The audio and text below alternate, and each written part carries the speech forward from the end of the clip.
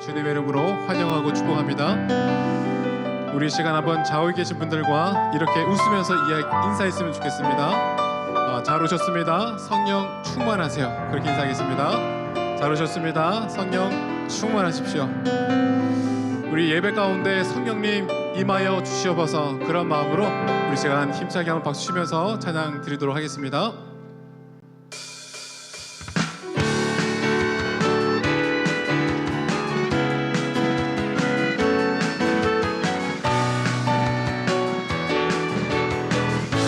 거룩하신 성령이여, 거룩하신 성령이여,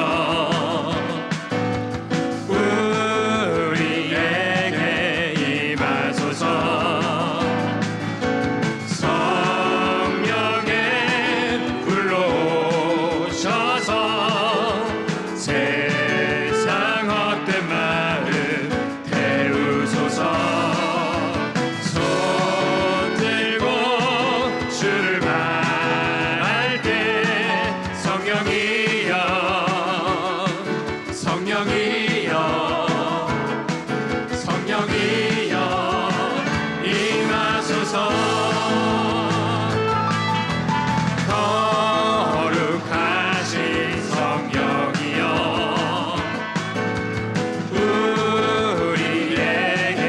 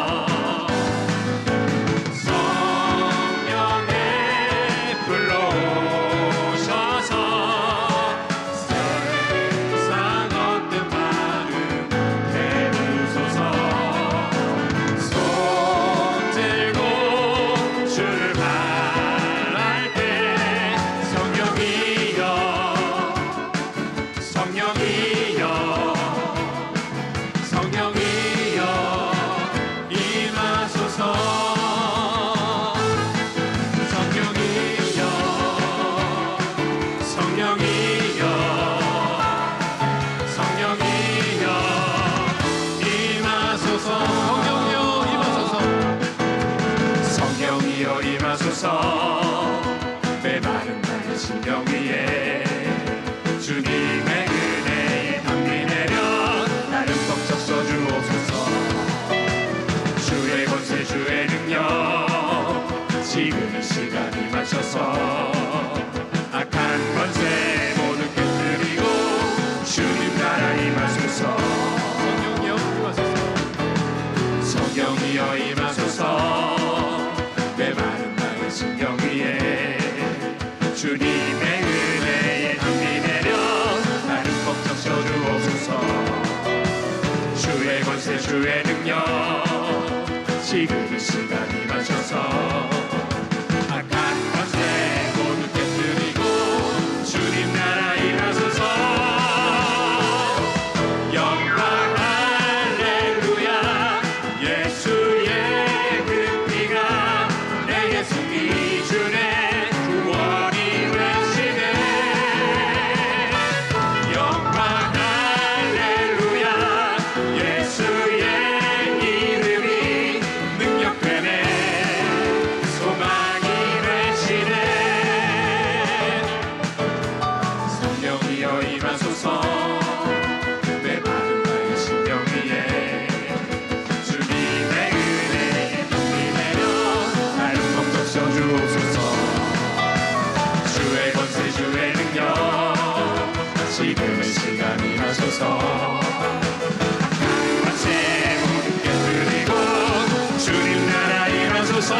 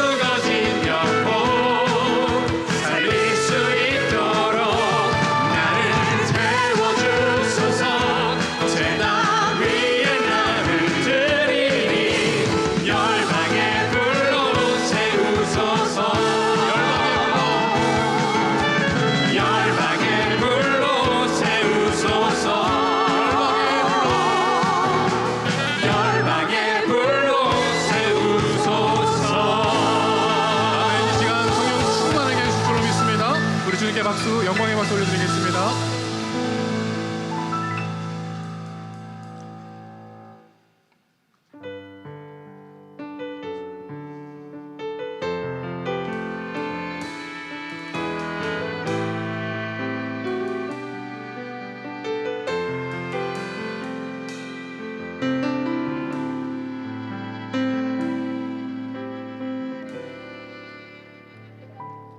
우리 보좌 앞에 모였네. 함께 주를 찬양하며 하나님의 사랑 그 아들 주셨네. 그의 피로 우린 구원받았네. 십자가에서 쏟으신 그 사랑 강같이 온 땅에 흘러 각 나라와 족속 백성 만원에서 구원받고 주 경배 드리네.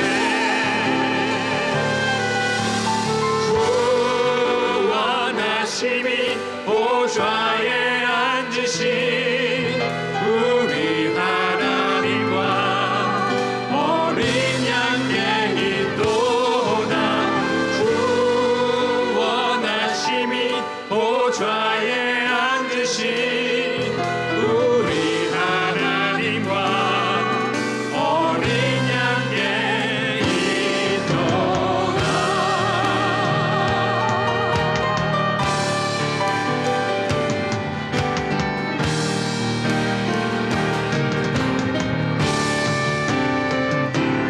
우리 보좌 앞에 모였네. 함께 주를 찬양하며 하나님의 사랑 그 아들 주셨네. 그의 피로 우린 구원받았네. 십자가에서 쏟으신 그 사랑 강같이 온 땅에 흘러 각 나라와 족속 백성 망원에서 구원받고 주 경배 드리네. 구원하심이 보좌에 앉으신 우리 하나님과 어린 양의 인도다. 구원하심이 보좌에 앉으신 우리 하나님과 어린 양의 마지막으로 구원하심이 구원하심이 보좌에 앉으신 우리 하나님과 어린 양의 인도다. 구원하심이 보좌에 앉으신 우리 하나님과 어린 양의 인도다.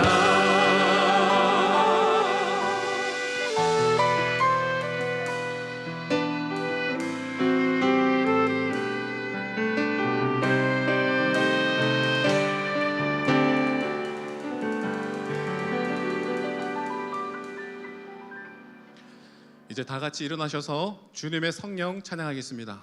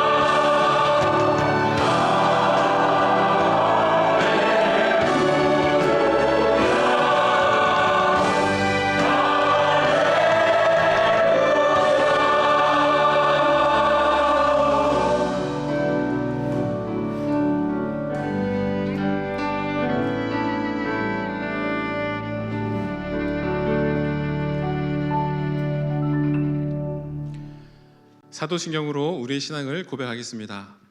나는 전능하신 아버지 하나님, 천지의 창조주를 믿습니다. 나는 그의 유일하신 아들, 우리 주 예수 그리스도를 믿습니다. 그는 성령으로 잉태되어 동정녀 마리아에게서 나시고 본디오 빌라도에게 고난을 받아 십자가에 못 박혀 죽으시고 장사된 지 사흘 만에 죽은 자 가운데서 다시 살아나셨으며 하늘에 오르시어 전능하신 아버지 하나님 우편에 앉아 계시다가 거기로부터 살아있는 자와 죽은 자를 심판하러 오십니다. 나는 성령을 믿으며 거룩한 공교회와 성도의 규제와 죄를 용서받는 것과 몸의 부활과 영생을 믿습니다. 아멘. 자리에 앉으시기 바랍니다. 이 시간에는 처음 예배에 출석한 새아기 가정을 축복하는 시간을 갖겠습니다.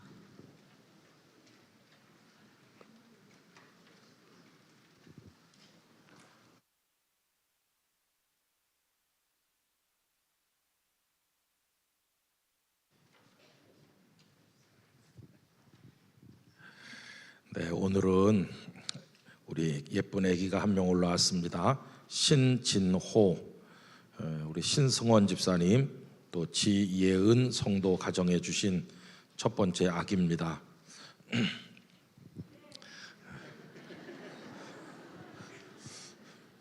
저를 조금 닮은 것 같아요. 안심해라. 네, 하나님께서 우리 집사님 가정에 귀한 아기 주셨는데 11월 3일 날 태어났습니다.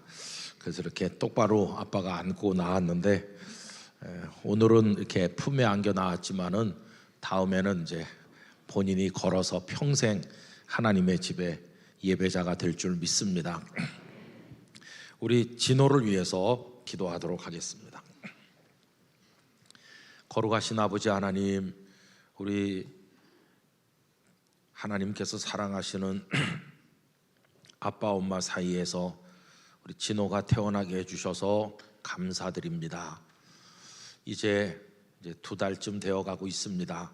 아버지 하나님, 이 아기의 머리 위에 하나님의 손을 얹어 주옵소서. 아빠가 깊이 기도하고 엄마가 주님 앞에 사랑으로 아뢰며 키울 때 이 아기 머리 위에 평생 살아가는 매일매일의 삶에 하나님만이 내려주시는 평강과 복이 임할 줄로 믿습니다. 정말 아기를 낳아 키우기 어려운 악한 세상입니다마는 하나님께서 이 아기의 앞날에 등불이 되어 주셔서 어두움을 물리쳐 주시옵시고 하늘의 신령하고 선한 지혜로 이 아기에게 충만하게 채우사 세상의 사악하고 더러운 것들을 이겨내도록 도와주시옵시며 하나님의 영이 그 머리 위에 임하여 있음으로써 어둠의 영에 따라 사는 세상의 문화들을 이기고 세속의 더러운 것을 이기고 우뚝 서서 하나님의 하나님 되심과 인생에 하나님 내려주시는 복이 어떤 것인지를 삶으로 증언하는 멋진 하나님의 사람 되게 하여 주옵소서. 건강하기를 원합니다. 지혜롭기를 원합니다. 잘 자라게 해주시길 원합니다. 일평생 하나님의 은혜가 그 위에 머물기를 원합니다. 아빠 엄마가 기도 많이 해서 키우게 하시고 아기 뒷바라지에 필요한 모든 것, 물질부터 사랑과 모든 걸 하나님께서 넘치도록 이 가정에 공급하여 주옵소서. 일평생 경건한 예배자, 복음의 사람, 하나님 영광 드러내는 하나님의 일꾼, 주변 사람들을 사랑하고 품어주는 너그러운 넉넉한 가슴을 가진 멋진 사람으로 살아가게 하여 주옵소서. 아빠 엄마가 하는 일에 복 주셔서 조금도 아기 뒷바라지에 부족함이 없게 해주시고 이 가정에 주님 언제나 동행하여 주옵소서. 주 예수님의 이름으로 축복하며 기도하옵나이다. 아멘. 요 밑에 단에 내려가요. 축하합니다.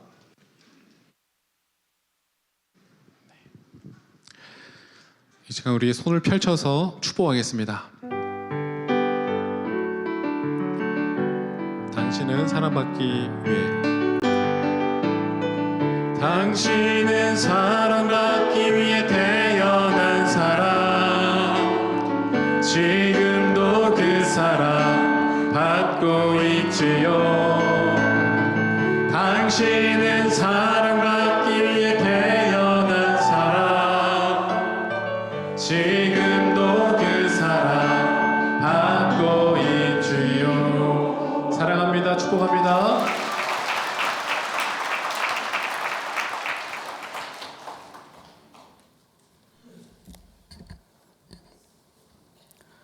천지를 창조하시고 인자와 사랑이 무궁하신 하나님, 이 한 주간도 세상 속에서 이런 모양 저런 모양 연약한 모습으로 거하다가 주님이 임재하시는 이전에 나왔습니다. 하나님, 어느새 세상은 거대한 생벽이 되어 우리들 앞에 있습니다. 이제 우리는 그 어느 세대보다 하나님의 전신갑주를 잊지 않고는 이 영적 전쟁에서 이길 수 없는 세상에 속해 있으며 다음 세대가 이것에 봉착해 있습니다.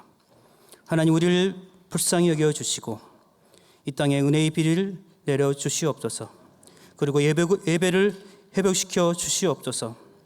그 은혜의 큰 강물이 먼저 마른 막대기 같은 내 삶을 생명의 삶으로 변화시키고 가정이 회복되고 이 땅의 모든 교회가 성령 충만함으로 어둠과 혼란한 세상을 밝히는 교회로 비상하게 하여 주시옵소서. 그리고 다시 이 은혜의 강이 저 불쌍한 북녘 땅으로 흘러 주님의 사랑으로 복음 통일을 이루어 주시옵소서. 2025년 시작하는 첫째 달입니다. 올해는 말씀을 사모하는 사람, 기도하는 사람, 믿음의 사람, 예수의 사람으로 나아가겠습니다.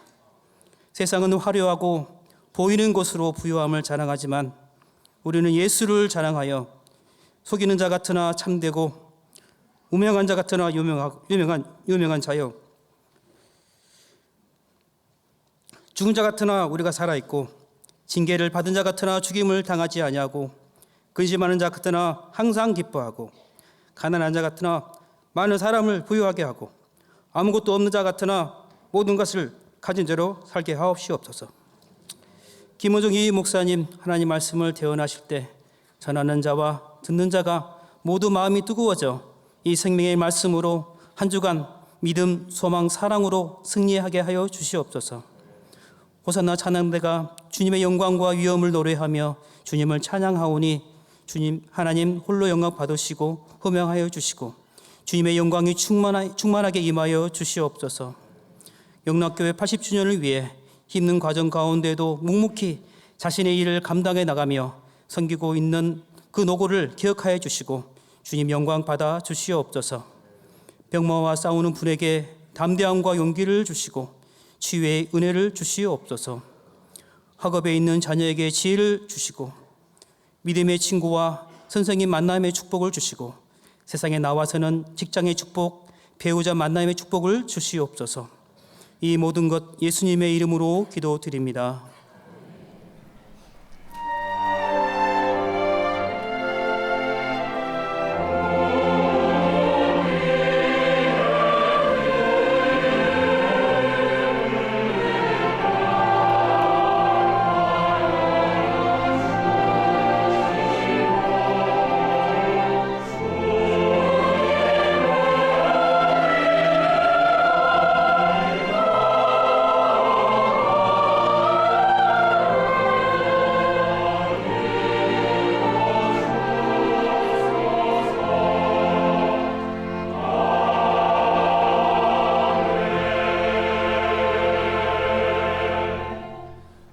오늘 저희에게 주시는 하나님의 말씀은 신약성경 마태복음 4장 17절부터 22절까지의 말씀입니다.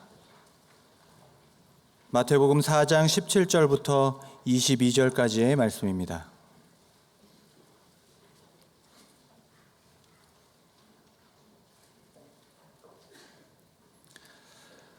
하나님의 말씀을 봉독합니다. 이때부터 예수께서 비로소 전파하여 이르시되 회개하라 천국이 가까이 왔느니라 하시더라. 갈릴리 해변에 다니시다가 두 형제 곧 베드로라 하는 시몬과 그의 형제 안드레가 바다에 금을 던지는 것을 보시니 그들은 어부라. 말씀하시되 나를 따라오라. 내가 너희를 사람을 낚는 어부가 되게 하리라 하시니 그들이 곧 그물을 버려두고 예수를 따르니라. 거기서 더 가시다가 다른 두 형제 곧 세베대의 아들 야고보와 그의 형제 요한이 그의 아버지 세베대와 함께 배에서 금을 깁는 것을 보시고 부르시니 그들이 곧 배와 아버지를 버려두고 예수를 따르니라. 아멘. 하나님께서 이 말씀 통하여 저희에게 은혜 주시기를 원합니다.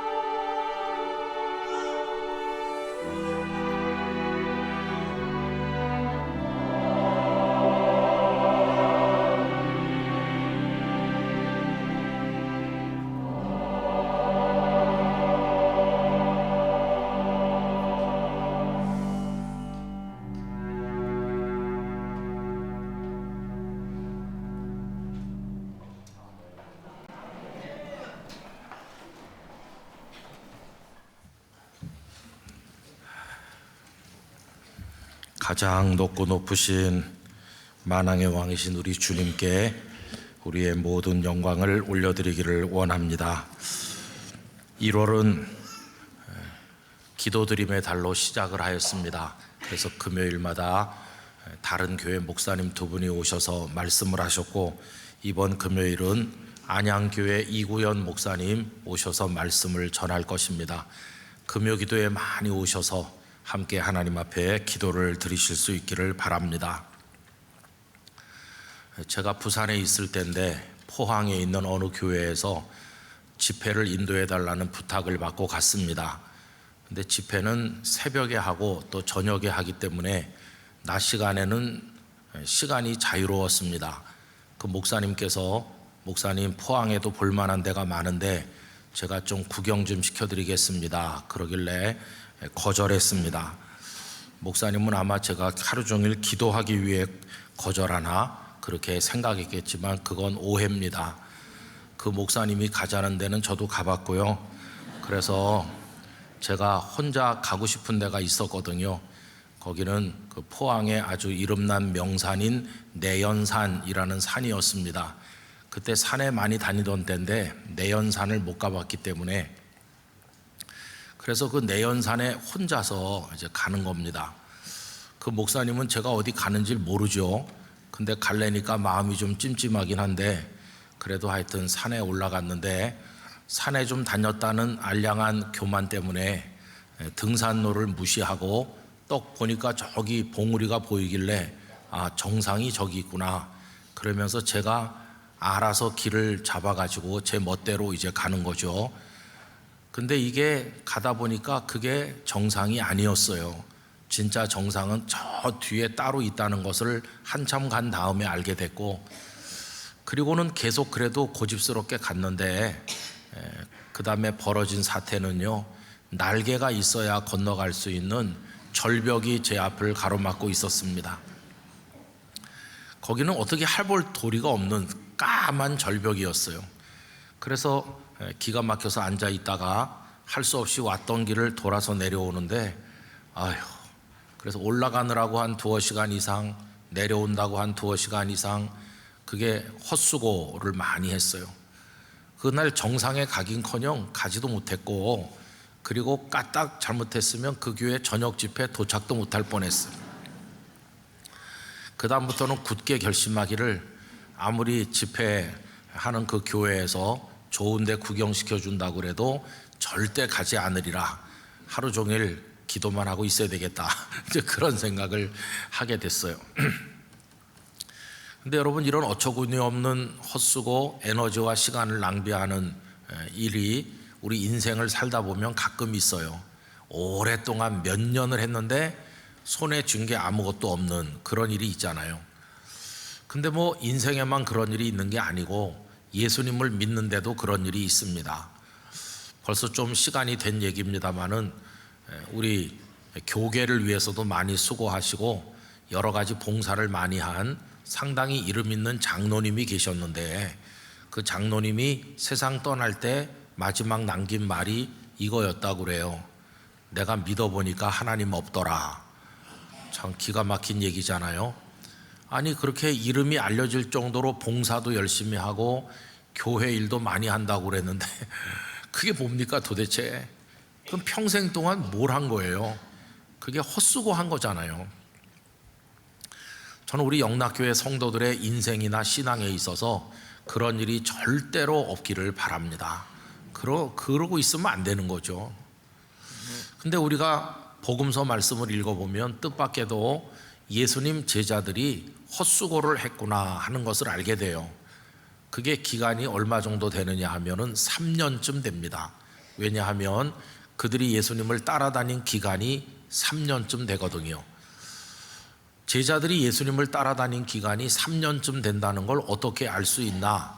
그걸 알 수 있는 가장 간단한 방법은 요한복음을 참조하는 겁니다. 요한복음은 6월절에 관한 언급이 모두 4번 나오는데 2장, 5장, 6장, 그리고 예수님 십자가 달리시기 전날 밤 다락방에서 6월절 만찬을 잡수셨잖아요. 그러니까 그 끄트머리도 6월절이죠. 그 중에서 5장은 유월절이라고 되어 있질 않고 유대인의 명절이라고 되어 있는데, 학자들은 이런저런 전후 사정을 비교해 보면 그 유대인의 명절이 유월절이었으리라고 생각하고 있어요. 그러니까 예수님은 사역을 시작하고 금방 유월절이 됐고, 그리고는 한 번, 두 번, 세 번 이렇게 유월절이 세 번 더 올 때 십자가를 지신 거니까 그 기간을 생각해 보면 유월절은 4번 언급되고 있고 기간으로는 3년이다 하는 걸 알 수 있죠. 그래서 제자들이 예수님의 뒤를 따른 기간이 3년이라고 생각하는 것이고, 예수님의 메시아 사역도 3년이라고 생각하는 겁니다. 근데 이 제자들은 3년 후에 그게 헛수고가 됐다는 거예요. 자, 그러면 제자들은 처음부터 부실했나? 그렇지 않아요. 오늘 읽은 말씀에 보면 어느 날 예수님께서 갈릴리 바닷가를 지나가시다가 제자들을 부르시는 얘기인데, 이들은 처음부터 단호한 마음을 가지고 자신의 소중한 걸 다 버려두고 예수님을 따랐습니다. 베드로와 안드레 형제를 부를 때 그들은 어떻게 했나? 20절 말씀에 보면 그들이 곧 그물을 버려두고 예수를 따르니라 이렇게 되어 있고, 또 야고보와 요한 형제는 어떻게 되어 있습니까? 22절에 보면 그들이 곧 배와 아버지를 버려두고 예수를 따르니라 라고 되어 있잖아요. 물고기를 잡아서 생계를 유지하는 어부에게 있어서 배나 그물은 너무도 소중한, 없으면 안 되는 핵심적인 것이죠. 그런데 배도 그물도 버려둔다는 것은 이제부터는 저분에게 모든 인생을 걸겠다, 다시는 돌아와서 어부가 되는 일은 없도록 하겠다는 결심이 섰기 때문에 그렇게 한 겁니다. 뿐만 아니라 이 야고보와 요한은 아버지께도 작별을 고하고 떠났으니까 이제는 가정의 대소사에 매달려 살지 않고 저 예수님께 모든 걸 걸기로 했습니다. 여러분, 이 정도 결단을 하고 예수님을 따른 겁니다. 그냥 허술하게 시작한 게 아니었죠. 뿐만 아니라 이들은 3년 동안 충성을 다했는데 예수님 계신 모든 곳에 그들도 있었고, 예수님 가시는 모든 곳에 그들도 따라갔고, 예수님의 모든 말씀을 받들어 순종하면서 충성을 다하였어요.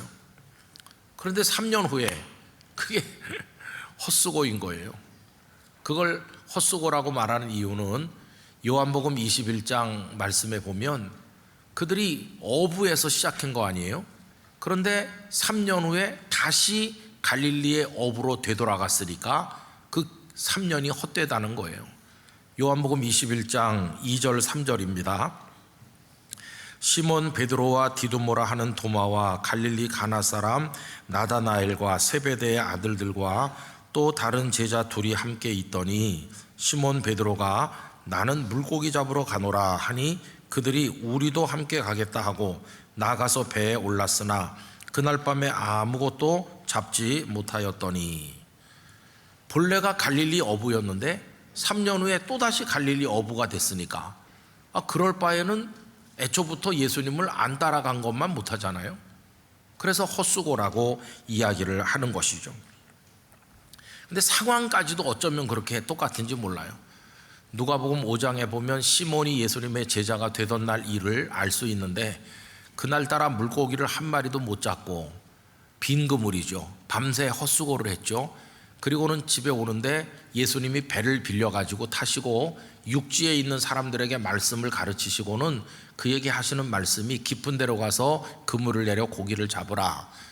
그런데 그가 말씀대로 순종했더니 막 그물이 찢어질 만큼 엄청난 고기를 잡았을 때 눈이 열리면서 이분은 단순한 선생님이 아니고 주님이시구나.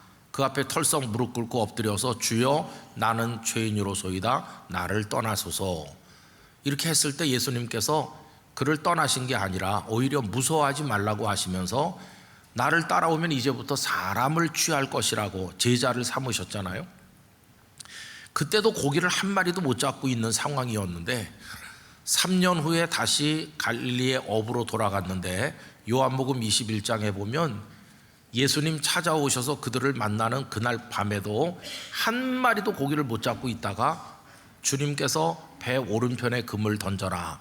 그래서 153마리 물고기 잡는 얘기가 나오잖아요. 어쩌면 3년 전으로 똑같이 돌아갔을까? 그 3년이 헛수고가 됐을까? 그리고 그물질을 아무리 해도 또 잡히는 게 없으니까 헛수고의 반복이 아닙니까? 여러분, 참 인생을 여러 번 사는 것도 아니고 딱 한 번 사는 건데 우리가 헛수고만 하고 있어서는 안 되는 거겠죠. 특별히 예수님을 믿는 데 있어서 그래서는 안 되겠다 하는 것입니다. 자, 그러면 제자들이 배와 그물과 심지어 아버지께도 작별을 구할 정도로 마음을 다해서 따랐고 그렇게 충성해서 예수님을 받들었는데 왜 그 3년이 헛수고로 끝난 것일까요? 그 이유는 그들이 예수님을 따르는 그 초입부터 예수님의 말씀하시는 서론 속에서 그분이 추구하는 목적, 그분이 하시려고 하는 일의 결론을 읽어낼 수 있었어야 되는데 그것에 실패했기 때문이에요.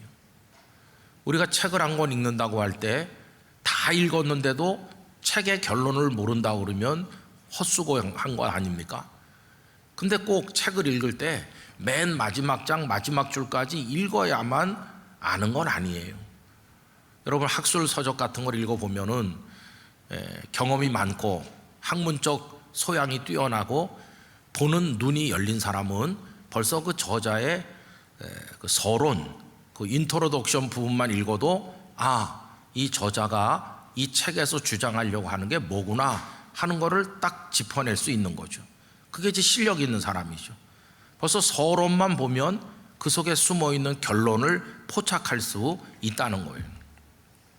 근데 제자들은 예수님을 따라 나설 때 예수님께서 말씀하신 메시아의 서론에서 결론을 포착하는 데 실패한 겁니다.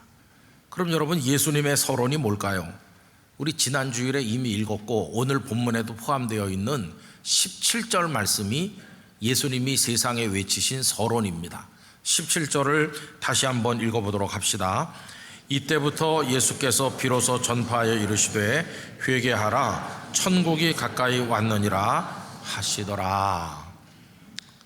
회개하라고 하시면서 천국이 가까이 왔느니라, 이게 예수님께서 세상에 외치신 첫 번째 말씀이거든요. 이게 서론이에요. 서론. 메시아로서 세상에 외치신 첫 말씀 서론인데 그 속에 벌써 결론이 나타나 있잖아요.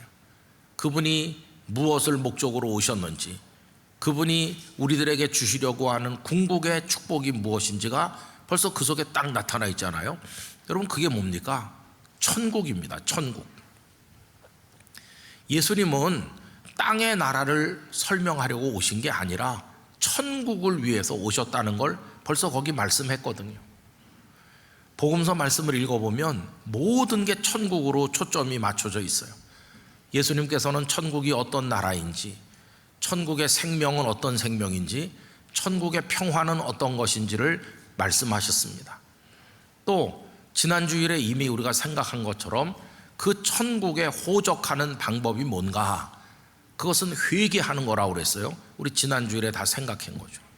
또 천국 백성이 되었으면 어떤 원리에 따라서 이 땅에서 살아가야 될 것인지, 그게 이 성경 속에 있다고 그러면서 이 성경은 천국의 헌법과도 같다는 말씀을 지난 주일에 드렸습니다.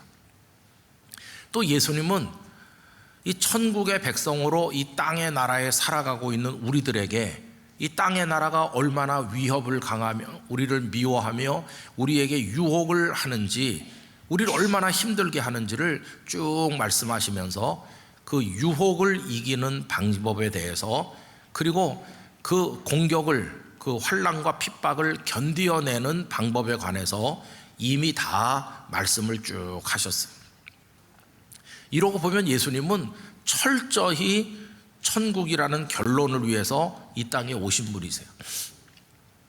17절에 그게 이미 나왔고 18절부터 제자들을 부르시는 얘기가 나왔으니까 그 제자들은 따라 나서기 전에 예수님의 그 서론을 잘 생각했어야 돼요.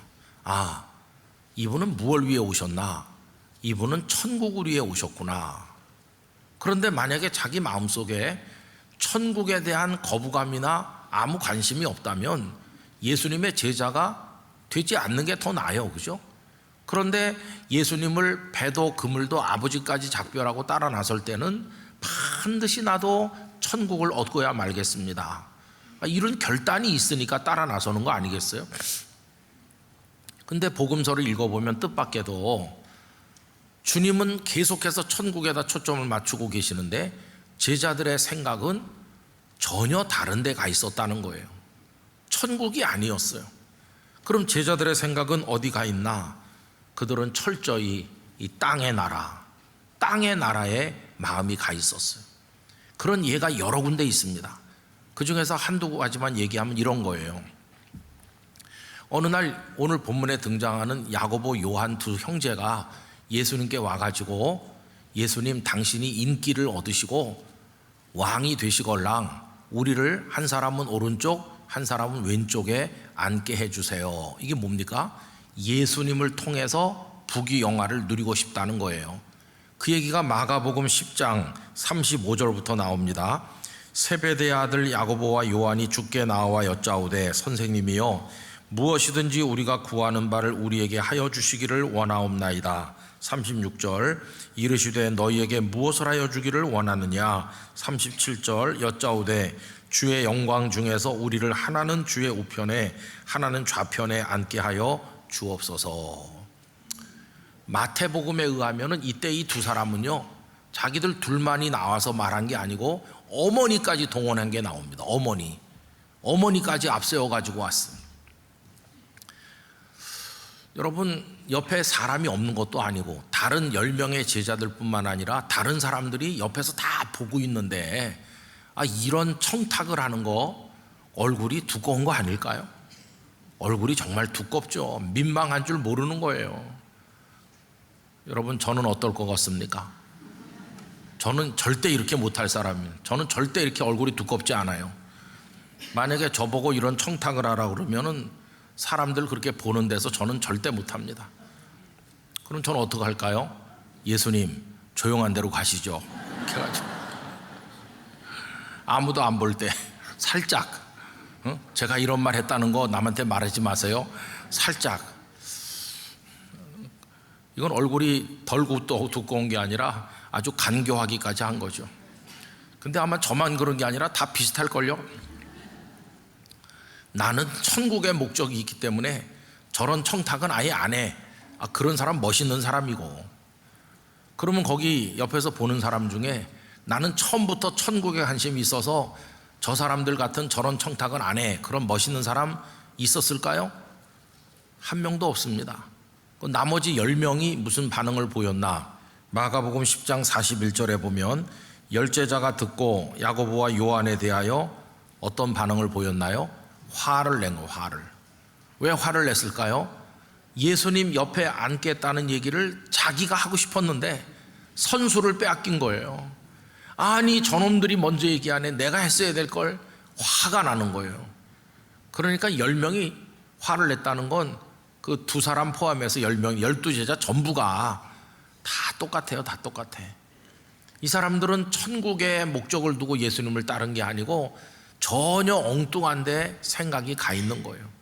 몸으로는 예수님을 따라다니지만 예수님께서 십자가에 가까이 가면 갈수록 이들은 점점 멀어지는 거예요. 주님은 천국에 대해서 집중하시다가 마지막에는 천국의 생명을 그들에게 열어주시려고 십자가를 지시고 부활하셔서 천국의 복음을 주시는데 제자들은 전혀 딴 생각하고 있대요.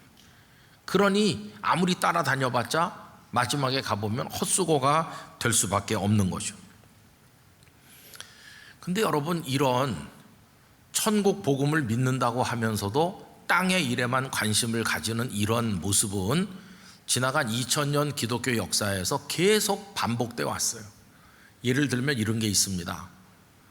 어떤 사람들은 로마 제국이 천년왕국이라고 생각했어요. 3세기, 4세기에 살았던 유세비우스라고 하는 교회 사가가 있는데 이분은 콘스탄틴 대자가 다스리는 로마 제국이야말로 주님의 나라다 이런 식으로 말했어요. 얼마나 콘스탄틴 대자를 축혀 올렸는지 나중에 후학이 그를 비아냥거리면서 궁중신학자다, 로열 시얼로지안이라고 얘기했어요. 근데 그분이 그렇게 한 이유가 있어요. 로마가 기독교를 오랫동안 핍박했잖아요. 그리고 고통받아서 많은 사람 순교하고 어려움을 겪었는데 313년 콘스탄틴 대제가 밀라노 칙령을 반포하면서 이제부터 로마 제국 안에 핍박이 없다, 누구든지 자유롭게 마음껏 하나님을 믿으라고 그러니까 야, 이게 바로 천국이 아니겠어? 이렇게 생각한 거예요. 황제의 어머니 헬레나 여사가 곳곳에 성당을 짓기도 하고 황제가 직접 신하들과 함께 예배 참석하기도 하니 이게 바로 천국이지라고 생각한 거예요. 이해가 되는 대목이죠. 그러나 여러분, 로마 제국이 천국인가요? 아닙니다. 얼마나 부패하고 음란하고 타락하다가 망했는지 아시잖아요. 서쪽 로마는 하나님을 알지도 못하는 우상 숭배자 그 게르만족 민족 대이동에 의해서 그들은 무너지고 말았고, 동쪽은 그나마 오늘날 튀르키예 이스탄불, 옛날에는 콘스탄티노플이라고 불렀어요. 거기를 수도로 해가지고 비잔틴 제국의 문화를 가지고 1000년 동안 버티다가 이슬람에 의해서 1453년에 처참하게 무너지면서 지금 저 터키, 튀르키예는 이슬람 국가잖아요. 주님의 나라면은 타락하지도 않아야 되고 무너지지도 않아야 되는데 다 무너졌어요. 또 그런가 하면 어떤 사람들은 로마 교황이 정점에 있어서 그리스도를 대리하면서 그 밑에 대주교 주고 쭉 이렇게 있는 그 눈에 보이는 거대한 교회, 그게 천국이라고 생각했어요. 그래서 교회 안에 있으면 천국 안에 있는 것이고 구원받은 거다, 이런 생각했어요. 그럼 여러분, 이 땅에 존재하는 그 교회가 천국입니까?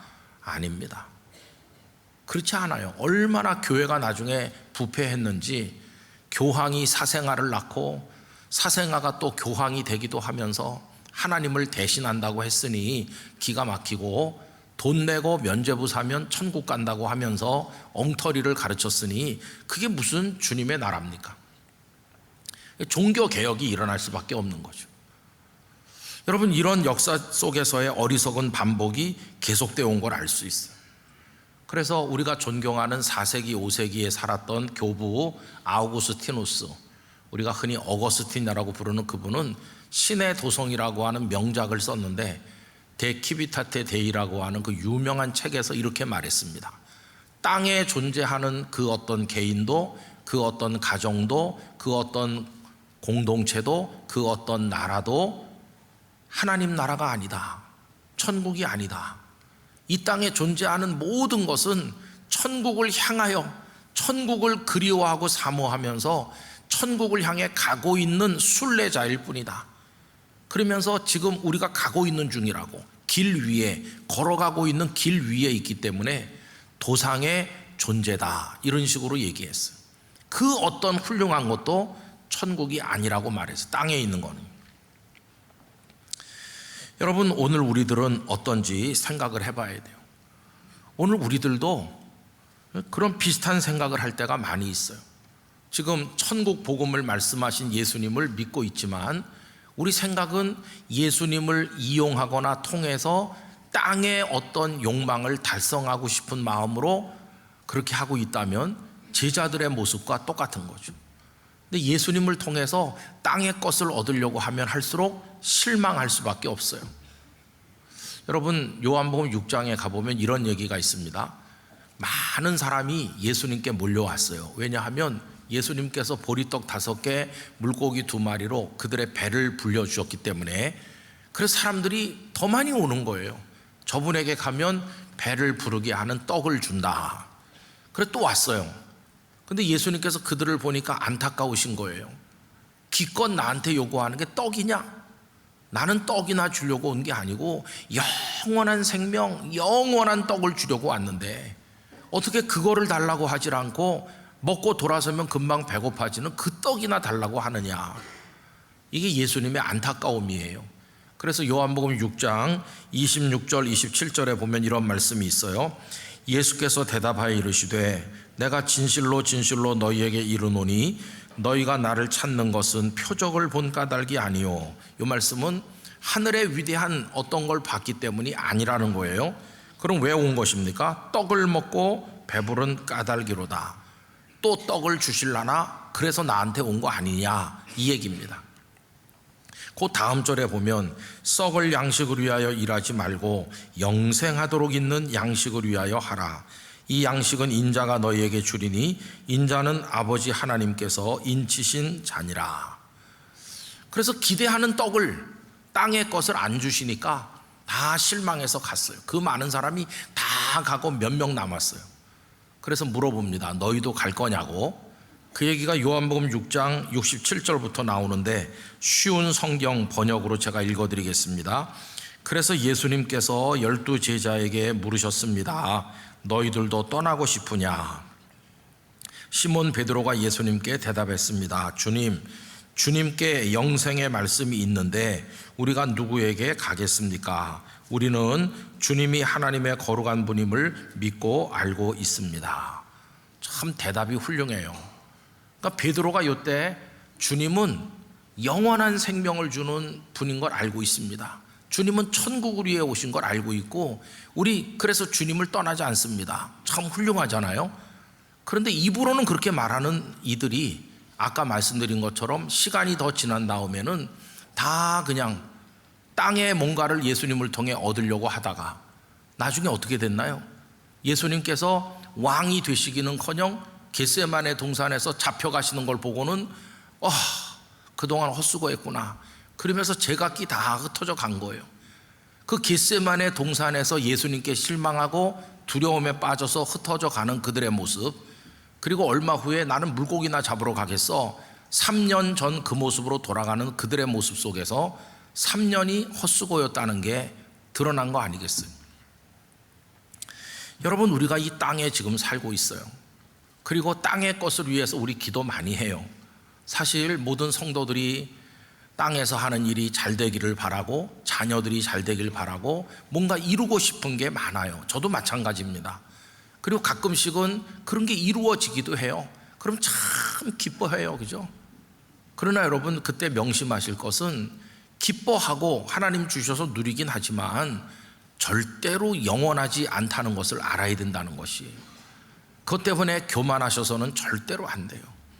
저는 목회하면서 자식 잘 됐다고 자랑하던 분이 그 자식 때문에 눈물을 흘리는 것도 많이 봤고, 돈 많이 벌어서 좋다던 분이 그 돈 때문에 불행하게 되는 것도 많이 봤어요. 이 세상에서 뭔가 이렇게 좋아, 그건 일시적인 거예요. 그것 때문에 교만하면 안 돼요. 뒤집어서 말하면 얻고 싶은 것도 못 얻고 누리고 싶은 것도 못 누려서 화가 나고 막 절망스러워도 절망할 필요가 없어요. 왜냐하면 그건 잠깐 지나가는 것이고, 주께서 우리에게 주시는 궁극적인 것은 천국이기 때문이에요. 천국. 저는 우리 영락교회 성도들이 그 초점을 분명하게 하고 살아가시기를 바랍니다. 여러분, 우리 영락교회가 올해 80주년이 됐잖아요. 그래서 올해가 어느 해보다도 더 많이 우리 교회 얘기를 할 거예요. 교회를 사랑하자, 우리 영락교회 좋은 교회가 되게 하자, 그런 얘기 많이 하고 기도도 하실 텐데, 이 교회 안에 있으면서 여러분들이 행복한 적도 있었을 거예요. 예배 드리시던지 뭐 하다가 참 하나님의 은혜가 크다, 영락교회가 천국인가 봐, 이렇게 행복하셨을 때도 있었을 거예요. 그러나 여러분, 영락교회는 천국이 아닙니다. 왜냐하면 영락교회는 우리 같은 한계가 많은 죄인들이 모여 있잖아요. 그래서 여기가 천국인가 하고 행복한 순간도 계셨겠지만, 우리 자신의 부족함에서 나오는 악취도 동시에 풍기는 곳이 교회인 것이. 그럼 영락교회는 뭐냐? 아까 그 어거스틴이 얘기한 것처럼 영락교회는 천국을 그리워하면서, 천국을 사모하면서 천국을 향해 나가는 그리스도인들의 공동체일 뿐이에요. 여기가 천국인 게 아니라 우리 다 천국을 향해 나가야 되는, 우리도 순례자처럼, 영락교회도 좀 순례자처럼 천국을 향해 가고 있는 중이에요. 그럼 우리가 교회를 사랑하자고 말하는 이유, 영락교회가 더 좋은 교회가 돼야 될 이유가 있다면 그게 뭘까요? 여기가 천국이기 때문에 그런 게 아니고, 영락교회가 더 건강하고 더 좋은 교회가 돼야 세상의 땅의 나라에 속해 사는 사람들에게 천국의 복음을 더 잘 선포할 수 있을 것이기 때문에, 그래서 영락교회를 위해 기도하고 헌신하는 거예요. 여러분, 땅의 것으로부터 한 발자국 뒤로 물러나시기를 바랍니다. 요즘에 우리 대한민국의 현실이 좀 그래요, 그죠? 뭐 대통령이 계엄을 선포해가지고 나라가 어수선한데 그건 이제 뭐 다 따져봐야 되겠죠. 근데 따져봐야 되지만 국민들이 상처는 많이 입어요. 왜냐하면 현직 대통령인데 잡아가려고 오랫동안 대치하고 생중계하는 것도 참 꼭 저렇게 해야 되나. 그리고 또 구속했으니까 어떻게 좀 국가적인 망신은 안 당하면서도 할 수 있는 방법이 없나, 그런 생각을 아마 누구나 다 하고 있을 거예요. 어쨌든 국가의 이 품격이 땅에 떨어지고 그거 보고 있으면 나 화가 나고, 누구에게나 다 있는 감정이, 누굴 지지하든 안 하든 왜 우리는 남북이 아직까지 이렇게 갈라져 싸워야 되는 것이며, 왜 우리 정치는 이러며, 왜 우리 국민들은 뭐 자꾸 동성애법 만들려고, 뭐 이런 거 생각해 보면 현실 세계에 대해서 실망하고 화가 나기도 하고 그래요. 여러분, 그럴 때 천국이 목적이라는 걸 생각하시기 바랍니다. 대한민국이 천국이 아니고 우리가 추구하는 어떤 것이 천국이 아니기 때문에 깊이 절망할 때 여러분은 천국의 소망을 두시고 절망할 그 시간에 위하여 기도하시기 바랍니다. 북한에 화가 나시면 북한을 위해 기도하시고, 정치인들에게 화가 나시면 대한민국 정치를 위해 기도하시기 바랍니다. 왜냐하면 우린 여기 함몰돼서 땅의 나라에 멸망할 존재가 아니고 우리의 궁극적 목표는 천국이니까요. 천국이 궁극적인 곳이라는 건 우리 다 알고 있는 거잖아요. 우리가 존경하는 한경직 목사님이 여기 지금 영원히 계신 게 아니고 다 천국으로, 우리가 사랑하는 부모님 세대가 다 결국은 천국으로 가는 걸 보고 있잖아요. 예수님이 천국을 그 서론에서 말씀하셨으면 그게 결론이라는 걸 알고 예수님을 믿는 거예요. 그걸 결론인 줄 알고 시작부터 나는 천국이 목적입니다, 나는 주님의 나라 백성 되는 게 목적입니다, 이렇게 믿은 사람은 중간에 실망할 것도 없어요. 처음부터 그걸 목적으로 했으니까 떡을 안 주신다고 실망하지 않아요. 그런데 예수님을 통해서 땅의 것을 얻어보려고 하고 온 사람은 반드시 실망해요. 그러면서 예수 믿어도 이런 줄 알았더라면 진작 나는 안 믿을 걸, 이렇게 말하게 되면 그게 다 헛수고가 되는 거잖아요. 여러분, 오늘 우리가 이 말씀을 통해서 주님이 주시려고 하는 게 뭐였으며 우리가 추구해야 될 궁극의 목적이 뭔가를 다시 한번 확인하시기를 간절히 바랍니다. 그게 너무도 중요한 것이, 그리고 현실이 여러분에게 주는 기쁨, 현실이 주는 고통, 그 모든 것으로부터 약간 초월한 모습으로 주님 나라를 바라보며 현실을 위해 기도하시고 이겨나가시는 성도들이 되시기를 간절히 기원합니다. 거룩하신 아버지 하나님, 주님은 이미 첫 말씀 속에서 당신의 궁극적 목적이 천국을 주시는 데 있음을 선포하셨습니다마는 제자들은 그것을 깨닫지 못하고 예수님을 통해 땅의 것을 추구하다 보니 3년 세월의 수고가 다 허망한 것이 되었고 다시 갈릴리의 업으로 돌아가는 신세가 되었습니다. 저희들이 인생과 신앙에서 그런 헛수고를 반복하지 않기를 원합니다. 주님을 향해, 천국을 향해 올바른 목적의식을 가지고 이 땅에 백성으로 살고는 있지만 천국 백성의 정통성을 가지고 살아가게 하여 주옵소서. 예수님 이름으로 기도하옵나이다. 아멘.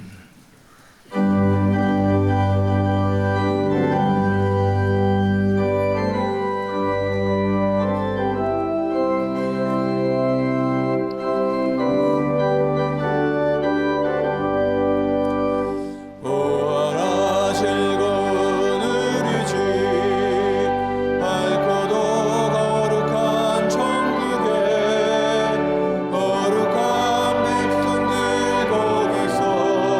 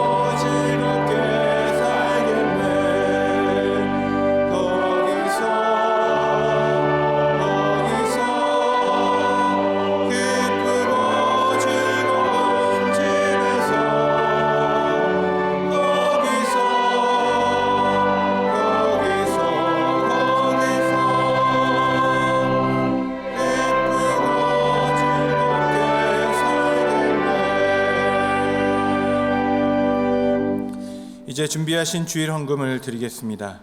온라인으로도 드리실 수 있습니다.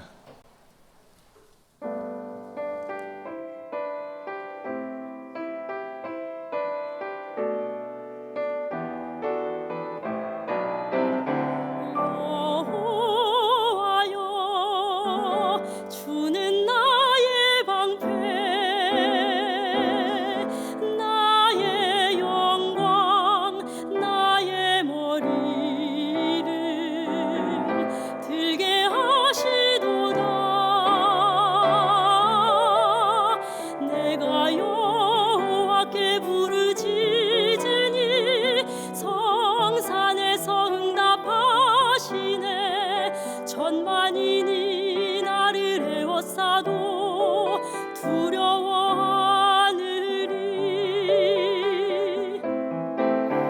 주여 일어나소서 나의 하나님이여 구원하소서 주가 나의 모든 원수를 꺾으셨나이다 구원은 주께 있으니 오직 주께 있으니 주를 찬양합니다 주의 모든 복을 백성에게 내리소서 할렐루야 할렐루야 할렐루야 주를 찬양해 구원 되시는 주를 찬양해 소리 높여 찬양해 주여 일어나소서 나의 하나님이여 구원하소서 주가 나의 모든 원수를 꺾으셨나이다 구원은 주께 있으니 오직 주께 있으니 주를 찬양합니다 주의 모든 복을 백성에게 내리소서 나의 구원 주님께 있나이다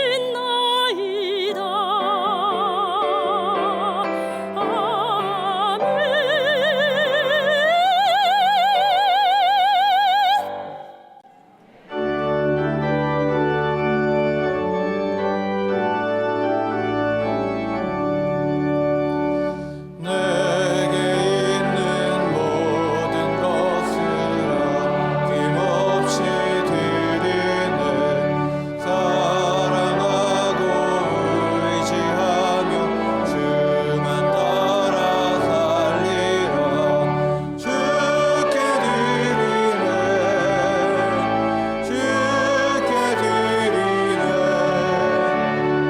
사랑하며 주 앞에 모두 드리네 아멘.